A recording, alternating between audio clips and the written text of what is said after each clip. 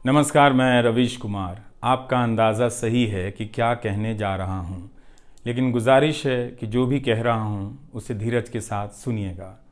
भारत की पत्रकारिता में स्वर्ण युग तो कभी था भी नहीं, लेकिन आज के दौर की तरह भस्म युग भी नहीं था। भस्म युग से मेरा मतलब है जहाँ इस पेशे की हर अच्छी बात तेज़ गति से भस्म की जा रही हो। यह दिन भी आना ही था। इस देश में अलग अलग नाम वाले अनेक चैनल हो गए हैं, मगर सब हैं तो गोदी मीडिया ही। उसका परिवेश, उसका इकोसिस्टम, पत्रकारिता का और माहौल सब खत्म कर दिया गया है। मगर पत्रकारिता करने और कराने का दावा भी सब कर रहे हैं। खासकर वो भी कर रहे हैं जो उसी सत्ता का हिस्सा माने जाते हैं, उसी के रूप में देखे जाते हैं, जिसकी ताकत से हर दिन पत्रकारिता इस देश में कुचली जा रही है। जब वो कहे कि वह उच्च स्तरीय पत्रकारिता करना चाहता है, तब ऐसा दावा करने वालों को ज़रा संदेह की निगाह से देखिए। गोदी मीडिया और सरकार भी पत्रकारिता का अपना मतलब आपके ऊपर थोपना चाहती है। अगर इसका मतलब किसी भी रूप में वही है, तब आप एक बार फिर से झांसे में आने वाले हैं। इस वक्त अपने संस्थान को लेकर कुछ खास नहीं कहना चाहता, क्योंकि भावुकता में आप तटस्थ नहीं होते, ऑब्जेक्टिव नहीं हो सकते हैं। एनडीटीवी में 26-27 साल गुजारे हैं। इतनी लंबी यात्रा के अपने उतार चढ़ाव भी हैं। अनेक साथी, वरिष्ठ, कनिष्ठ सब शामिल हैं। कितने लोगों ने साथ दिया है। इन अनुभवों के बारे में कभी भी वस्तुनिष्ठ तरीके से नहीं बोला जा सकता, और आज के दिन तो बिल्कुल नहीं, क्योंकि कई बार तथ्यों के साथ भावनाएं मिल जाती हैं और भावनाओं के तूफान में बहुत सारे तथ्य छूट जाते हैं। बेहतर है कि इसे संक्षिप्त ही रहने दिया जाए। जो आदरणीय शख्स हैं उन्हें मैं याद कर ही रहा हूँ। काफ़ी सारी शानदार यादें हैं एनडीटीवी में, अब दोस्तों के बीच सुनने सुनाने के काम आएंगी। आज के दिन किसी एक व्यक्ति का नाम लेना मुश्किल हो रहा है, तब जब आपके पेशेवर जीवन में अनेक लोगों का हाथ हो। कैसे एक का नाम ले सकते हैं? मैं जानता हूं कि पूर्व सहयोगी, मौजूदा सहयोगी सब मुझ में अपना हिस्सा देखते हैं, और वो सही भी है। मुझे सभी से कुछ ना कुछ मिला है। मैं सबका ही आभारी हूं। इसलिए एक का जिक्र कर बाकी को छोड़कर आप न्याय नहीं कर सकते, खासकर ऐसे दिन। वैसे भी इस वक्त तो हर चेहरा ही अच्छा नज़र आ रहा है, क्योंकि सबने मेरे अनुभवों को, मेरे जीवन को समृद्ध किया है। बेटी विदा होती है तो वो दूर तक पीछे मुड़कर मायके को देखती रहती है। मैं इसी स्थिति में हूँ। अभी मुड़कर देख लेने दीजिए, फिर कभी विस्तार से एनडीटीवी की बात करूँगा, लोगों के बारे में और एनडीटीवी के बारे में, डॉक्टर रॉय, राधिका रॉय के बारे में भी। मैं कई लोगों की प्रतिक्रियाएं पढ़ रहा था। बहुत सी बातें तो मुझे आज ही पता चली। हैरानी हुई कि हर किसी के पास एनडीटीवी का एक अलग ही किस्सा है। वाकई उन 27 वर्षों के बारे में ठहर कर और संभल कर बात करने की ज़रूरत है। एनडीटीवी ने एक चीज़ सिखाई कि टीवी में और टीवी का एक ही मतलब होता है, टीम। एंकरों के स्टार बनाए जाने के बाद यह धारणा टूट गई, मगर आज भी टीवी के बुनियाद में यही है कि जितनी अच्छी टीम होगी उतना अच्छा काम होगा। अभी इस बात को यहीं रहने देता हूँ, कभी किसी और वक्त के लिए, तब जब आप भावुक ना हों, तब जब मैं भावुक ना हूँ कि एनडीटीवी छूट रहा है। अगस्त 1996 में एनडीटीवी से औपचारिक रूप से जुड़ा था। अगस्त 1996 में ट्रांसलेटर के रूप में, अनुवादक के रूप में। लेकिन उसके पहले कई महीनों तक मैं यहाँ चिट्ठियाँ छांटता रहा। बोरे में चिट्ठियाँ आती थीं और मेरे पास रख दी जाती थीं। तब दर्शक पोस्ट बॉक्स में चिट्ठियाँ भेजा करते थे। देश भर से दर्शक अपने हाथों से अलग अलग कार्यक्रमों के एंकरों को लिखा करते थे। इन्हें पढ़ते हुए मैंने टीवी के कार्यक्रमों के आसपास दर्शकों को बनता देख रहा था। मेरा काम था उनकी बारीक नज़र से लिखी गई चिट्ठियों पर रिपोर्ट बनाना और एंकरों या कार्यक्रम के प्रोड्यूसर को सौंप देना। दिहाड़ी का काम था, उसी के हिसाब से मजदूरी मिलती थी, पैसे मिलते थे। मेरी ज़िंदगी में यह काम आज भी जारी है। आज भी आप मुझे सैकड़ों की संख्या में मैसेज लिखते हैं, हाथ से लिखी चिट्ठियां भी आती हैं, बहुत अच्छी लिखावट में। मैं ज़्यादातर मैसेज पढ़ता भी हूँ और सभी के नहीं तो बहुतों के जवाब देने की कोशिश करता हूँ। कई बार तो अपनी निराशा भी आपसे साझा कर देता हूँ। मैं आपके बीच आकर अपने मन का भाव नहीं छिपाता, क्योंकि मैं आपके बीच बताने के लिए आता हूँ। अगर खुद को ही छिपाने लगा तो वो पूरा बताना नहीं होता है। मुझे तो लगता है कि कई हजार दर्शकों के पास मेरे लिखे हुए जवाब होंगे। उंगलियों में दर्द रहने के कारण इन दिनों जवाब देना कम कर दिया है। तो एक तरह से जिन चिट्ठियों से एनडीटीवी में मेरी शुरुआत होती है, उनका आना जाना आज भी जारी है, आज तक जारी था।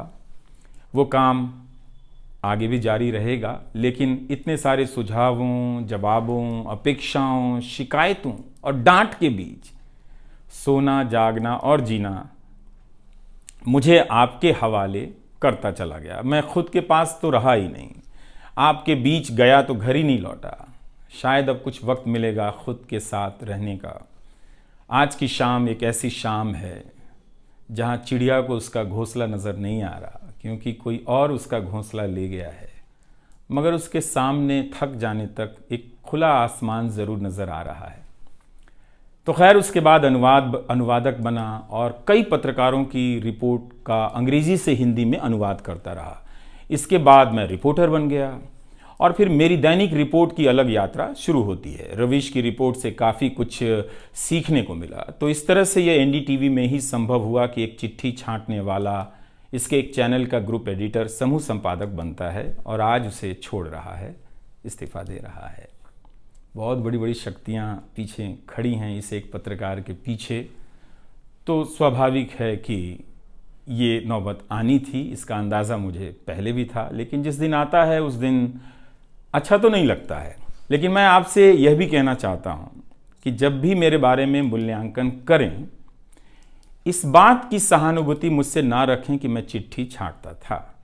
मैं उनकी तरह नहीं हूँ कि अचानक चाय बेचने की बात करने लग गया। उतर रहा हूँ जहाज़ से, बात कर रहा हूँ चाय बेचने की। सहानुभूति के लिए या फिर अपने संघर्ष को महान बताने के लिए मैं ऐसा नहीं करना चाहता।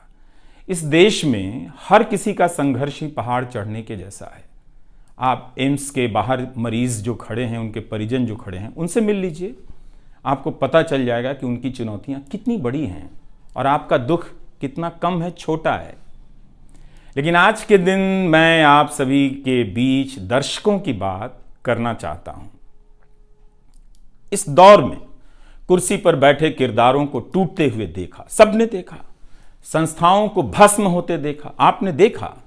नफरती तूफान में लोगों को भटकते देखा, मगर मैंने इसी दौर में एक नई संस्था भी बनते देखी है।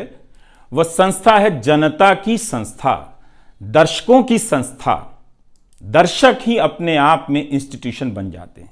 आप दर्शकों की संख्या भले कम है, मगर आप दर्शकों ने मिलकर जर्जर किए जा रहे इस लोकतंत्र में जनता नाम की संस्था का पौधा सूखने से बचा लिया। एनडीटीवी में मुझे जब भी अवसर मिला मैंने जान लगा दी। मैंने कभी उन अवसरों को अपने लिए नहीं देखा, बल्कि यही सोचा कि ये अवसर मुझे आप दर्शकों के लिए मिला है, इसलिए उन सभी अवसरों को आप दर्शकों की कहानियों से भरता चला गया और मैं आप दर्शकों का होता चला गया। आपका दावा मुझ पर बहुत बड़ा है, मैं जानता हूँ। आप मुझ पर बहुत दावा रखते हैं। मेरे आसपास आप दर्शकों की वजह से एक न्यूज़ रूम बन गया था, पब्लिक न्यूज़ रूम, जो दफ्तर के भीतर नहीं, आपके घरों में था, आपके दिमाग में था। दुनिया भर में फैले कितने दर्शकों ने आगे आकर मेरी मदद की है। आपने कभी मुझसे पैसे भी नहीं मांगे, कभी एहसान तक नहीं जताया। विदेशों में मेरे लिए वीडियो रिकॉर्ड किया, रिसर्च किया। मेरा हर कार्यक्रम किसी न किसी दर्शक के सहयोग का उदाहरण है। आप दर्शकों ने मेरी जानकारियों को दुरुस्त किया है, गलती की है तो डांटा भी है और काफ़ी कुछ उसमें जोड़ भी दिया है। कई सारे एक्सपर्ट, कई सारे छात्र, कई सारे प्रवासी भारतीय, स्थानीय भारतीय दर्शक बनने के साथ साथ मेरा साथ दे रहे थे और पत्रकार भी बन रहे थे और इस पेशे के एक छोटे से द्वीप को बचा रहे थे। इस प्रक्रिया को बिखरते देखना, दर्शकों के बनने की प्रक्रिया को बिखरते देखना और फिर से बनते देखना बहुत सुखद अनुभव रहा। आप दर्शकों में से कईयों ने मेरे लिए अलग अलग भाषाओं से अनुवाद तक कर दिया। संसाधनों की हमेशा मेरे पास कमी रही, मगर आप सभी ने मिलकर पूरी कर दी, सिर्फ इसलिए कि प्राइम टाइम में जो भी जाए ठीक से जाए। वो मेरा नहीं, आपका प्राइम टाइम था। कभी खराब शो कर दिया तो आपने अपनी निराशा बताने में कोई संकोच नहीं की। आप वाकई लाजवाब हैं। दर्शक ही मेरे नियमित संपादक हैं, निरंतर संपादक हैं आप दर्शक मेरे। मैं अक्सर कहता हूं कि एक पेड़ में कई बारिशों का पानी होता है। आपके जैसे दर्शकों के होने में ही किसी रवीश कुमार का होना है। आप हर मौसम में बरसात बनकर आ जाते हैं, सूखते पेड़ों को हरा करने आ जाते हैं। आज आपकी बदौलत यूट्यूब पर, ट्विटर पर कितने ही पत्रकार खड़े हो गए। आप उन सभी के पीछे खड़े हैं। आज कई वेबसाइट हैं जिन्हें आप सब्सक्रिप्शन के बहाने आर्थिक मदद देते हैं। जब लोकतंत्र में एक भी संस्था नजर नहीं आ रही थी, अदालतें कमजोर नजर आ रही थी, आ रही हैं, आप दर्शक नजर आ रहे थे। आज के दौर में आप ही पत्रकारिता के सबसे बड़े संस्थान हैं। पत्रकारिता अब संस्थानों में नहीं बची है, आप जैसे दर्शकों के बीच बची हुई है, जिनकी मदद से आज पत्रकार सवाल पूछ रहे हैं। यही आपका इस वक्त में सबसे बड़ा योगदान है। हो सकता है कि कोई जनता की आवाज को पूरी तरह कुचल दे, उसकी आवाज पर धार्मिक नफरतों की आंधी धूल को भर दे, ढक दे, लोकतंत्र को मिटा दे, मगर आप दर्शकों का होना हौसला देता है कि लोकतंत्र भले खत्म हो जाए, मगर उसकी चाहत कभी खत्म नहीं होगी, क्योंकि आप जैसे दर्शक अपनी जवाबदेही को, जिम्मेदारियों को बहुत खूब समझते हैं। इस मुश्किल वक्त में आपने एक पत्रकार पर भरोसा किया, उसे कितना प्यार दिया। कई बुजुर्ग माओं ने मेरे बाल सहला दिए, गाल छू लिए, तो किसी ने मेरे गमले में गुलाब के फूल लगा दिए, किसी ने चने का सत्तू भेज दिया कि मेरी सेहत ना खराब हो, किसी ने शहद भेज दी, किसी ने धूप में खड़े देखा तो सर पर गमछा तान दिया और छाता खोल दिया, किसी ने जेब में कलम रख दी, महंगी कलम। आज के दिन मैं एनडीटीवी से ज़्यादा आप दर्शकों को याद करना चाहता हूँ। आपके बिना मैं कुछ नहीं कर पाता। मुझे आप दर्शकों पर नाज है। कई बार लगता है कि मैं संस्था का कम, आप दर्शकों का प्रतिनिधि ज़्यादा हूँ। मुझे काम करने की आज़ादी मिली संस्था में, निर्बाध आज़ादी, और उस आज़ादी को मैंने हमेशा संभाल कर रखा, क्योंकि आपकी तेज नज़र मुझ पर थी। खुद को काफ़ी संभाला कि कुछ गलती ना आ जाए, कुछ मुझसे चूक ना हो और मुझ में अहंकार ना आ जाए और बदले में आज़ादी चली जाए। मेरे आगे दुनिया बदलती रही, मगर टेस्ट मैच के खिलाड़ी की तरह पिच पर टिका रहा। पर अब किसी ने मैच ही ख़त्म कर दिया है, उसे T20 में बदल दिया है। जनता को चवन्नी समझने वाले जगत सेठ हर देश में हैं, इस देश में भी हैं। अगर वो दावा करें कि आप तक सही सूचनाएं पहुंचाना चाहते हैं, तो इसका मतलब है कि डॉलर अपनी जेब में रखकर आपकी जेब में चवन्नी डालना चाहते हैं।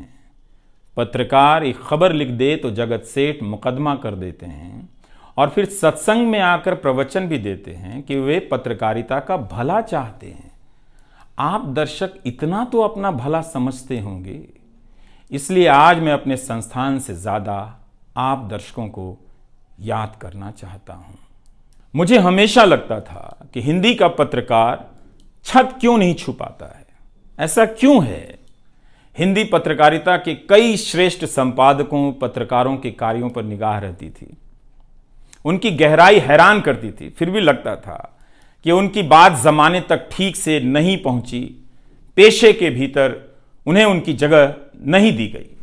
पत्रकारिता का मतलब अंग्रेजी का पत्रकार होना हो गया। इसके कुछ ठोस कारण भी हैं, उनमें विस्तार से जाने का समय नहीं है, लेकिन तब भी हिंदी के जुझारू पत्रकार आसमान क्यों नहीं छू सकते हैं, यह बात कचोटती रही। इन सब बातों ने मेरे व्यवहार में काफ़ी बदलाव कर दिए। भाषा को संयमित किया, मर्यादित किया, ताकि हिंदी का प्रभाव कम ना हो। बहुत सजगता से अपना काम इस तरह से किया कि लोगों को, देश के किसी भी हिस्से के लोगों को मेरी हिंदी से प्यार हो जाए। मेरी मातृभाषा हिंदी नहीं है, भोजपुरी है। भोजपुरी गांव है मेरे लिए। हिंदी मेरे लिए भाषा का वो शहर है, पहला शहर, जहां मैं गांव से शहर आया था, लेकिन मुझे भारत के हर राज्य के दर्शकों से प्यार मिला है। हिंदी प्रदेशों की कुंठित राजनीति ने हिंदी को हथियार बना दिया। इससे हुआ कुछ नहीं, हिंदी को लेकर कुंठाएं ही बढ़ती चली गईं, किसी का भला नहीं हुआ।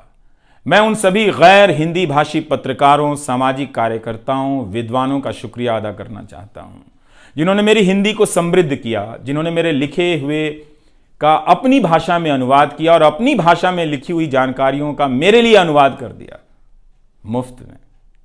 कई बार लगता था कि अलग अलग डिब्बे जुड़ते जा रहे हैं और रेल बनती जा रही है।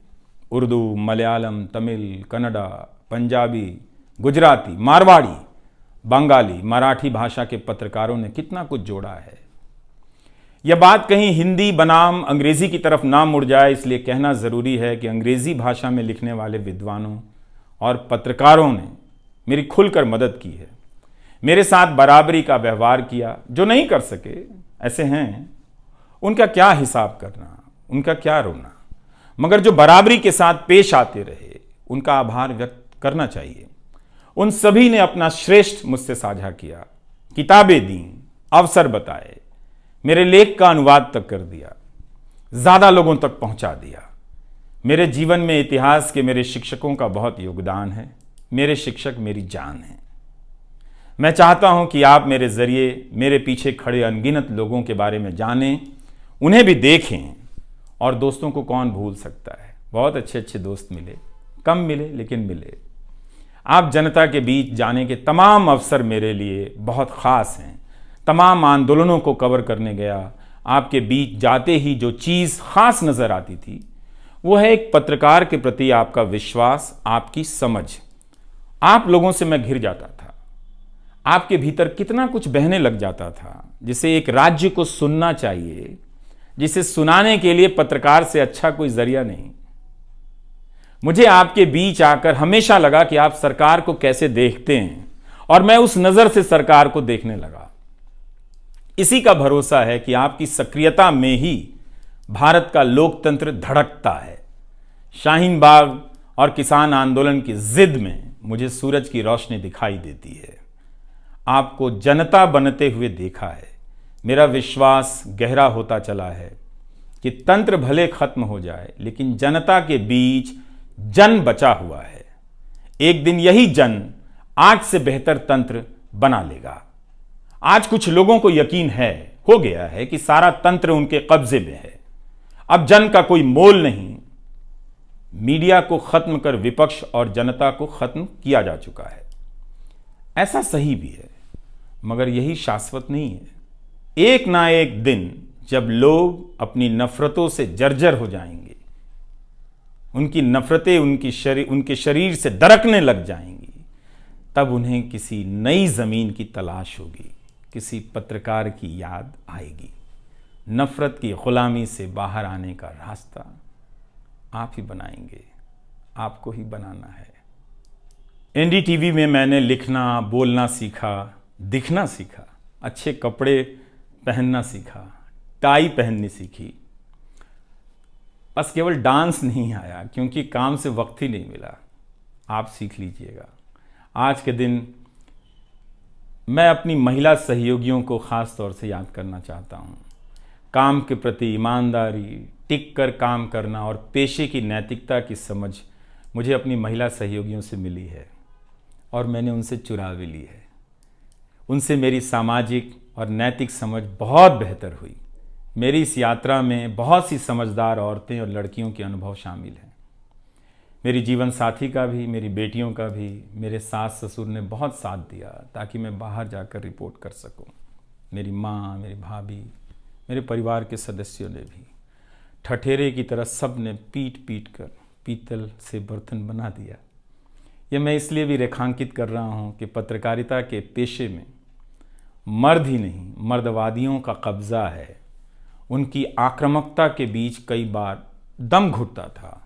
इतनी आक्रामकता के बीच आप रचनात्मक हो ही नहीं सकते, संवेदनशीलता आ ही नहीं सकती। इस पेशे में तमाम महिला सहयोगियों ने मुझे मर्दों की आक्रामकता से बचा लिया। अगर आप इस पेशे में आ रहे हैं, विद्यार्थी हैं, तो हमेशा अपनी महिला सहयोगियों के साथ सलीके से पेश आइए, उनकी काबिलियत को स्वीकार कीजिए, तारीफ कीजिए। प्राइम टाइम के वक्त अक्सर कहा करता था, मुझे काम करने दो, 9 बजे ही बजते हैं। सुबह उठते ही मेरे दिमाग में रात के 9 बजने लग जाते थे। मैं टाइप करने लग जाता था, रोज़ 5,000, 6,000, 7,000 शब्दों की टाइपिंग। अब शायद 9 ना बजे, प्राइम टाइम ना हो। मुझे पता नहीं था, पता नहीं है कि अब 9 बजे क्या करूँगा। मुझे टीवी से बहुत प्यार है, इस माध्यम से दिल लग गया था, शायद इसी वजह से दिल टूट रहा है। वो लाल माइक याद आता रहेगा, अब वो लाल माइक नहीं होगा। मैं जानता हूँ कि आप दर्शकों की आदतों में मैं शामिल हो गया हूँ। आप काफ़ी तकलीफ़ में थे कि मेरा क्या होगा, मैं क्या करूँगा, मैं प्राइम टाइम क्यों नहीं कर रहा हूँ। मुझे लगा कि चुपचाप किनारे हो जाना चाहिए, धीरे धीरे मेरे नहीं होने की आदत आपको डाल देनी चाहिए। इसलिए कई दिनों से प्राइम टाइम नहीं कर रहा था, ताकि आप मुझे कुछ भूल सकें। मगर आप हैं, मानते ही नहीं। हर रात 9 बजे के बाद मैसेज करने लग जाते हैं कि कहाँ हो, बीमार तो नहीं हो, सब ठीक तो है, एनडीटीवी में क्या चल रहा है, आप अच्छे हैं। तो भारत का मीडिया स्पेस बदल चुका है। उन हज़ारों युवाओं की सोचिए जो पढ़ाई पत्रकारिता की कर रहे हैं, लाखों रुपए लगा रहे हैं, मगर उन्हें काम दलाली का करना पड़ेगा, क्योंकि इसके लिए अब कोई सांस्थानिक जगह नहीं बची है। इसी के बीच जो आने वाले पत्रकार हैं, जो इस वक्त पत्रकार हैं, सभी को जूझना है। कोई घुट रहा है तो कोई इस पेशे को छोड़ रहा है। कई लोग कहते हैं कि नौकरी की मजबूरी के अलावा पत्रकार बनने की कोई दूसरी शर्त नजर नहीं आती, कोई उत्साह नहीं है। यहां तो जस्टिस तक कह रहे हैं कि जमानत देने पर जजों को टारगेट किए जाने का डर लगता है। जब जज को ही डर लगता है, तब फिर इस दौर में यह बोलना भी गुनाह है कि मुझे डर नहीं लगता है। एक डरा हुआ पत्रकार मरा हुआ नागरिक पैदा करता है। इसलिए बोला कीजिए कि हमें डर नहीं लगता है। आप उस देश के नागरिक हैं जिसने नंगे पांव ब्रिटिश साम्राज्य को घुटने पर झुका दिया। कोई कारण नहीं कि मैं आप पर भरोसा ना करूं कि एक दिन आप गोदी मीडिया की इस गुलामी से बाहर आएंगे। आप हमेशा इस गुलामी में नहीं रह सकते। इसकी गुलामी से आपको लड़ना ही पड़ेगा। यह सबकी लड़ाई है। इस लड़ाई के बिना आप दुनिया में सर उठाकर नहीं चल सकते। आपकी यही पहचान होगी कि आजाद देश के गोदी मीडिया के गुलाम हैं। इसके खतरे की गंभीरता को समझिए। कानून की आड़ में अब अधिकार कुचले जा रहे हैं, अभिव्यक्तियों को रौंदा जा रहा है, ताकि सारे अवैध काम वैध नजर आए। इस समय मेरे रास्ते निश्चित नहीं हैं, निश्चित हैं तो सिर्फ हौसला है। उसका भी क्या भरोसा, कभी आसमान में होता है, कभी पाताल में।